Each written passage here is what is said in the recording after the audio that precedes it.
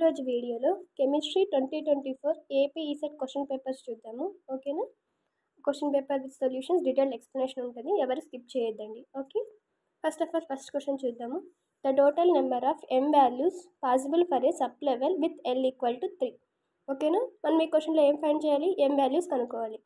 So l value ఎంత ఇచ్చారు? 3. l అంటే ఏ quantum number? Azimuthal quantum number. So ఇప్పుడు మ్యాగ్నెటిక్ క్వాంటమ్ నెంబర్ వాల్యూస్ మనం కనుక్కోవాలి. సో మనం ఇది ఎలా చేయాలి? మనకు ఆల్రెడీ ఫార్ములా తెలుసు. ఓకేనా? ఏం ఫార్ములా? సో ఇక్కడ చూడండి, 2l+1. ఓకేనా? ఇక్కడ l అంటే ఏంటి?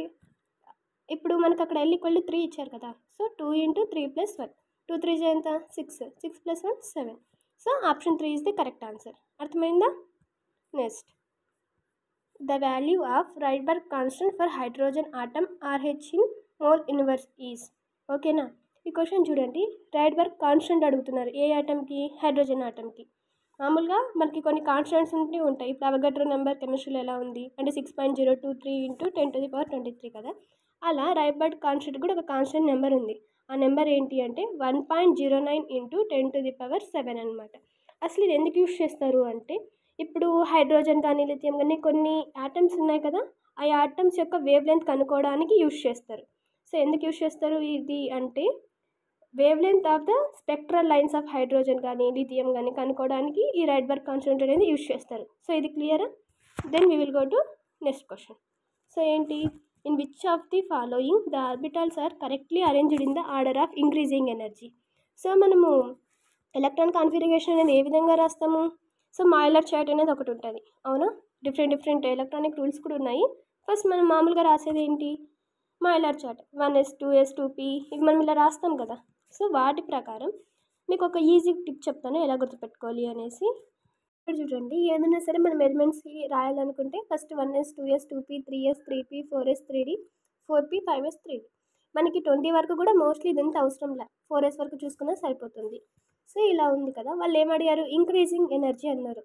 సో ఇంక్రీజింగ్ ఎనర్జీ అంటే ఫస్ట్ ఇక్కడ ఉన్న దాంట్లో ఏమొస్తుంది? ఇక్కడ చూడండి 4s ఉందా, 4s తర్వాత 3dలో ఫుల్ అవుతాయి, అవునా? 4s 3d 4p 5s. ఓకేనా? ఇలా ఆర్డర్ ఉంది కదా. సో వాళ్ళు ఎక్కడి వరకు ఇచ్చారు? 4s 3d 5p and 4d. ఓకేనా? ఇది ఆర్డర్ అనమాట. ఇది క్లియరా? మాయిలర్ చార్ట్ని బేస్ చేసుకుని ఇది ఉంటుంది. ఓకే, అండ్ తర్వాత నెక్స్ట్ క్వశ్చన్ చూడండి, identify the molecule which has central atom as octet of electrons. Octet of electrons అంటే ఏంటి? లాస్ట్ అవుటర్ ఆర్బిట్లో ఎన్ని ఉండాలి ఎలక్ట్రాన్స్? 8 ఎలక్ట్రాన్స్ ఉండాలి. 8 ఎలక్ట్రాన్స్ ఉండేది. ఓకేనా? దాన్ని మనము ఆక్టెట్ అంటాం. ఓకేనా? ఆక్టెట్ అంటేనే 8 కదా. సో ఇక్కడ ఉన్న ఆటమ్స్లో H2O ఎందుకు? ఇప్పుడు ఫర్ సపోజ్ ఆక్సిజన్ తీసుకుందాము. ఓకేనా? ఆక్సిజన్ యొక్క వ్యాలెన్సీ ఎంత? 6. ఎలా మీకు తెలుసు కదా వ్యాలెన్సీ ఎలానో? 1s2 2s. ఆక్సిజన్ నెంబర్ ఎంత? 8. ఆల్రెడీ 4 ఉన్నాయి. సో ఇంకా ఎంత తక్కువ ఉంది? 8 అంటే సరిపోయిందా? 6 8. సో లాస్ట్ ఇది 2 కదా. లాస్ట్ వ్యాలెన్సీ అనేది ఇలా క్యాలిక్యులేట్ చేస్తాం, మీకు ఆల్రెడీ తెలుసు. ఓకేనా? ఇప్పుడు 4 + 2 అంటే ఎంత? 6. సో ఆక్సిజన్ యొక్క వ్యాలెన్సీ ఎంత? 6 ఎలక్ట్రాన్స్. ఓకేనా? ఇప్పుడు 6 కదా. సో మనకు ఆక్సిజన్ది క్లారిటీ వచ్చింది, 6 ఎలక్ట్రాన్స్ ఉంటాయి. సో హైడ్రోజన్ అటామిక్ నెంబర్ ఎంత? 1. దాని వ్యాలెన్సీ ఎంత? 1. ఓకేనా? ఇప్పుడు ఆక్సిజన్కి ఎన్ని కావాలి స్టేబుల్గా ఆక్టెట్ రావాలంటే? 8 అంటే ఇప్పుడు దీనికి ఎన్ని కావాలి? 2 కావాలి. సో ఇక్కడ 2 హైడ్రోజన్లు తీసుకున్నాం. అప్పుడు 6 + 2 ఎంత? 8. సో సరిపోయిందా? ఓకేనా? ఇది అనమాట. Next, the incorrect statement about an ionic compound. So మామూలుగా మనకి బాండ్స్ తెలుసు, అయానిక్ కాంపౌండ్స్ ఉంటాయి, కోవలెంట్ కాంపౌండ్స్ ఉంటాయి. ఇక్కడ ఏం అడుగుతున్నారు? ఇన్కరెక్ట్ అంటే ఇక్కడ రాంగ్గా ఉండేది ఏంటి అంటారు. ఎందుకు? It is a conductor in solid state. So ఇది ఈ కండక్టర్ లాగా వర్క్ చేస్తుందా సాలిడ్ స్టేట్లో ఉన్నప్పుడు? సో రాంగ్, ఎందుకంటే ఇది మోల్టన్ స్టేట్లోనే కండక్టర్ లాగా యాక్ట్ చేస్తుంది, అవునా? So option 2 is the correct answer. ఓకేనా? నెక్స్ట్ చూడండి, ప్రాబ్లం ఉంది. The weight of 0.01 moles of KClO3 in grams where K = 39 units, chlorine = 35.5 units and oxygen = 16 units అనమాట. సో మనల్ని ఇక్కడ ఏం కనుక్కోమంటున్నారు? ఇప్పుడు 0.01 ఉన్న దాంట్లో మోల్స్ కనుక్కోవాలి. సో వెయిట్ కనుక్కోవాలి. ఇన్ని మోల్స్లో ఎంత వెయిట్ ఉంది అనేది కనుక్కోవాలి.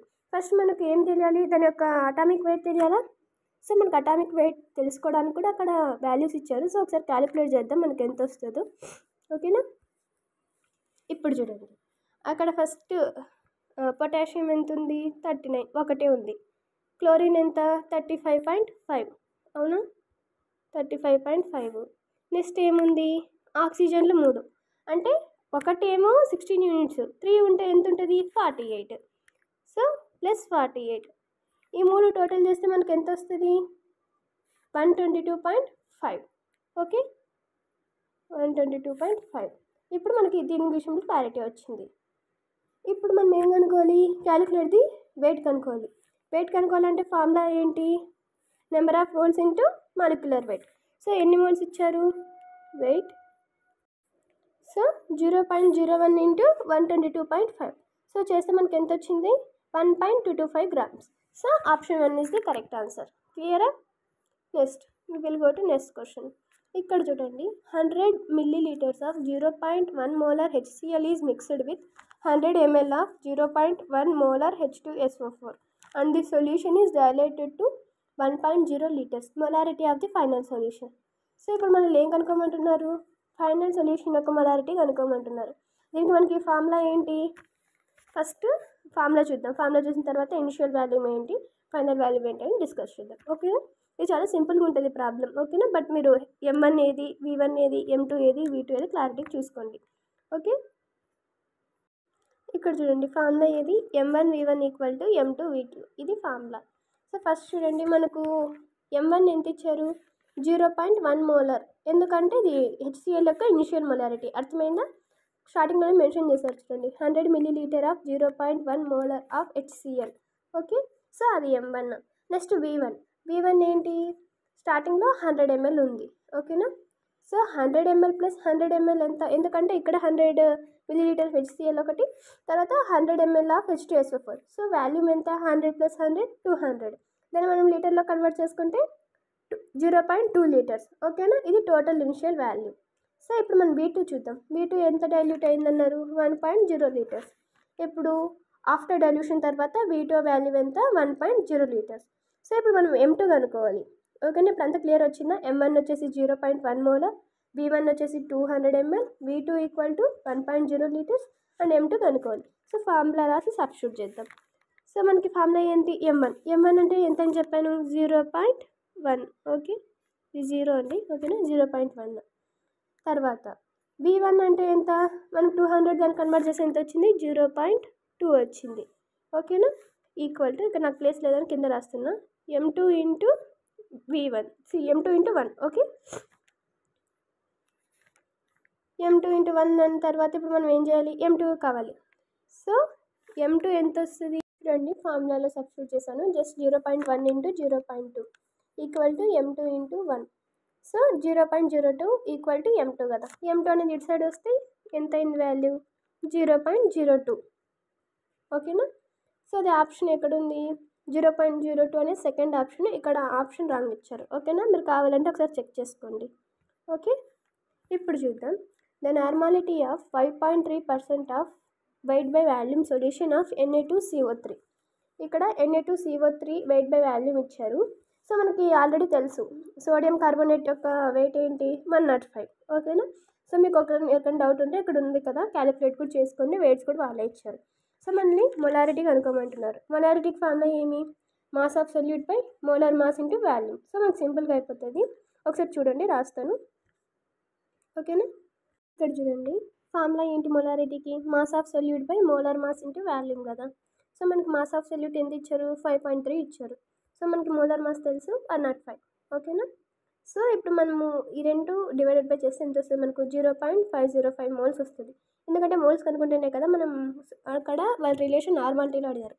సో ఇప్పుడు మనం ఏం చేయాలి, M ఇంటూ N కదా, ఫార్ములా నార్మాలిటీ కనుక్కోవాలంటే relation M into N. So మనకి N అంటే ఇక్కడ ఏంటి, Na2, దీని మీద ఛార్జ్, ఈక్వాలెంట్ ఛార్జ్ ఏముంది, 2 కదా. సో ఇక్కడ చూడండి 0.505 ఇంటూ 2 చేస్తే ఎంత వస్తుంది మనకు, 0.01 R1 వస్తుంది.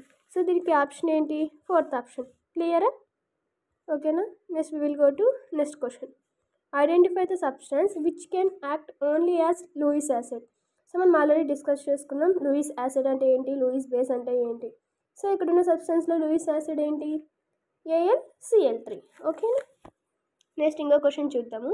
At 25 degrees centigrade, 4.0 grams of NaOH is present in 2.0 liters అంటే 2 liters. The ionic product of water in mole square by L square, the temperature అని అడిగారు. So ionic product of water అనేది కూడా వెరీ వెరీ ఇంపార్టెంట్. ఓకేనా. So మనము ఈజీగా 1 × 10⁻⁻14 అని కూడా పెట్టేయచ్చు, ఎందుకంటే మనం థియరీలో చూసాము అయానిక్ ప్రొడక్ట్ అనేది మోస్ట్లీ 1 × 10⁻⁻14 ఉంటుంది. సో మనం అలా అన్ని దాంట్లోకి అదే రూల్ ఉండదు కదా. సో మనం ఎలా చేయాలో కూడా చూస్తే మనకి ఫర్దర్గా వేరే క్వశ్చన్స్ ఇచ్చినా మనకి యూజ్ అవుతుంది. సో ఒకసారి చూద్దాం. ఫస్ట్ మాస్ ఆఫ్ NaOH ఎంత ఇచ్చారు, 40 grams, అది రాసుకోండి. ఓకేనా. వాల్యూమ్ ఆఫ్ ది సొల్యూషన్ ఎంత, 2 liters. సో మోలార్ మాస్ ఎంత, ఇప్పుడు NaOH యొక్క మాలిక్యులర్ వెయిట్ ఎంత, 40 grams కదా. సో అది గివెన్ డేటా అక్కడ వరకు రాసుకోండి.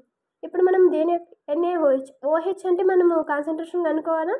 సో నెంబర్ ఆఫ్ మోల్స్ కనుక్కుంటాం. నెంబర్ ఆఫ్ మోల్స్ ఎలా, 4.0/40, ఎందుకంటే వాళ్ళు క్వశ్చన్లో ఇచ్చారు కదా ఆల్రెడీ 4.0 అని. సో 4.0/40 చేస్తే ఎంత వస్తుంది మనకు, 0.1 మోల్స్ వస్తుంది.